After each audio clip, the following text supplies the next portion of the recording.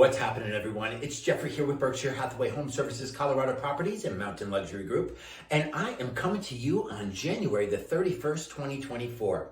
And I'm jumping on here today because I did 2 videos earlier in the month, and I wanted to kind of bring them all full circle today. So about 2 weeks ago, I was up in Beaver Creek skiing around, and I stopped on the Rose Bowl deck, and I gave you guys a whole bunch of information on what's going on in the real estate market in Beaver Creek and what is going on in the skiing of Beaver Creek. And then last week I was over in Vail, and I did another video from the conference room in our Vail Village office, and I talked about the same thing. I talked about the real estate in Vail and what's going on in that market right now. And then I also gave you some information on what's going on with the skiing, which is really good right now in Vail as well. So today I wanted to basically bring those two together and give you some great information so you can make an educated decision on whether Vail is a better spot for you guys to plan your vacation or come or buy real estate, or if it's Beaver Creek that fits your fancy and makes you want to come to Beaver Creek to ski or come in the summertime or come and look for real estate. So let's jump in. I want to keep this nice and streamlined though, so I'm going to just break it down into 3 categories. It's going to be location of Vail and Beaver Creek, the lifestyle that is offered in Vail and Beaver Creek, and then we'll finish up with skiing and what skiing looks like in Beaver Creek versus Vail, and then we'll wrap up and you guys can have some really great information. All right, so let's get rocking. Let's start with Vail. Vail's location. Now, Vail was founded in 1966. Now, I know that was a really long time ago, and it was founded by this cat named Pete Seibert and Earl Eaton. And Earl Eaton was a rancher, and they got together at around 1962 at the bottom of Vail Pass, and they decided to open a ski resort together. And funny enough, Vail was actually named after Charles Vail, who's the engineer who actually paved the path over Vail Pass on US Highway 6, which is now I-70. And so that is the very first thing that we should talk about with regards to location of Vail. Vail is located on the I-70 corridor, okay? So when you arrive to Vail, it's basically you get off the exit and pow, you are in Vail and you are there. So that is the location of Vail. Beaver Creek, on the other hand, is also a fantastic area. And the location of this is going to be south of I-70, and it's going to be south of Avon, and it sits up on the hillside there, and it's a little bit quieter. You don't have that same I-70 impact that you do when you are at Vail. So there's your first aspect to consider. Vail is going to be right on the I-70 corridor, which means that if you own real estate in Vail, it's very possible that you are going to have some I-70 impact both in view and also in noise level. Whereas in Beaver Creek, it's going to be a little bit quieter. It's a little bit away from the interstate, and it's behind a gated community, so it's a little tiny bit more exclusive than what you might find in Vail when you go there. Okay, so that is number 1. Number 2, let's talk about the lifestyle. Now, Vail has a active, incredibly robust lifestyle, and there ain't no doubt about it. When you arrive to Vail, you park at the parking structures, which are very close to the I-70 corridor, and then you find a very walkable, ready town.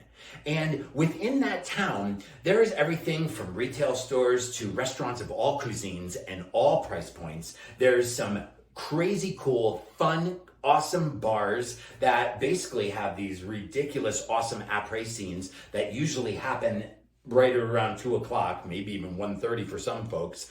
And they go all afternoon and into the evening.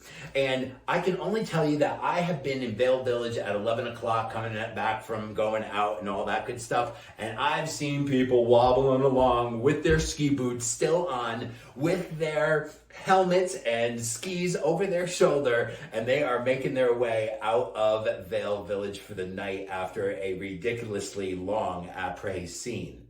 So besides that though, there is high-end retail, there are art galleries, there's everything from ice skating in 2 different locations. We have the most expensive bowling alley in the whole entire United States, right in Vail Village. So there is lots and lots of activities in the wintertime. In the summertime, it transitions right into outdoor. So we have outdoor concerts and we have outdoor food and wine festivals. There's music venues. There is extreme outdoor sports like the GoPro games that are so fantastic, that are spread out all over the Vail Valley, actually. So lots and lots to do. It is a crazy town. It goes and goes, and it has quite a very cool nightlife. So if you are looking to come into town and go clubbing and hear live music or DJs or something like that, there are live bands that are playing at these places, and it's a lot of fun. Now, Beaver Creek, on the other hand, is completely opposite of that. Beaver Creek, when you come to Beaver Creek, it's completely different. I like to say you come to Vail and you arrive at Beaver Creek. And when I say that, I mean that you first come to Beaver Creek and you arrive at the welcome gate, and they ask you where you're going. They give you a nice little tag to put on your car if you're going up into the village to one of the buildings up there. And it's a lot quieter and more exclusive, a little bit more sophisticated, and it's wonderful. It really is absolutely positively beautiful.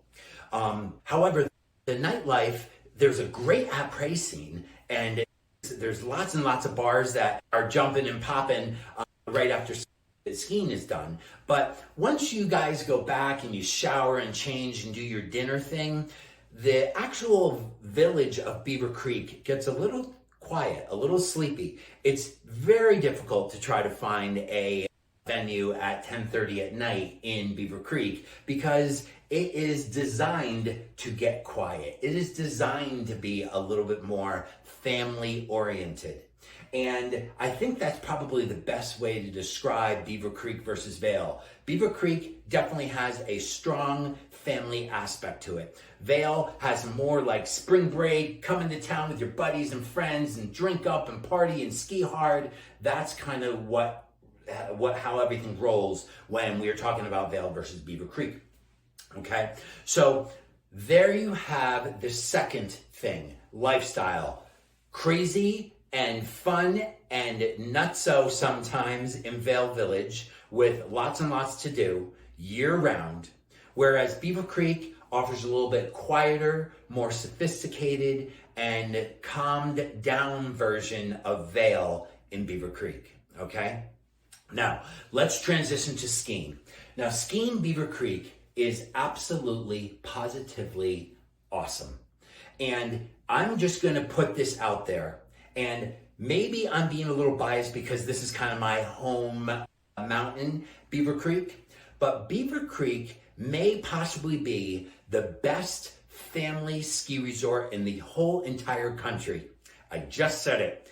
Best ski resort for families in the whole entire country. And the reason why is because they are so family friendly, and their ski schools are so done so that the kids and the families are able to really take advantage of the children's ski program. We have instructors that are specializing in teaching children how to be more confident, and the confidence comes in skiing because of the right terrain that they're putting them on. Beaver Creek offers all these different play areas as well. Everything from Jackrabbit Alley to Sourdough Slide to Tombstone Territory to the Bear Cave to the Gold Mine. So there's all sorts of different fun, amazing, cool glades for the kids to ski through, and they all have an absolutely brilliant time. And the teachers who are teaching these kids are really dialed in and ready to provide the service that you're expecting when you're paying that much for ski lessons for your children. However, if you're an adult and you want to get after it, there is awesome steeps. You can jump into Grouse Mountain and hit bumps all day long, hit steep terrain all day long, hit glades all day long. There's Ripsaw in the Rose Bowl.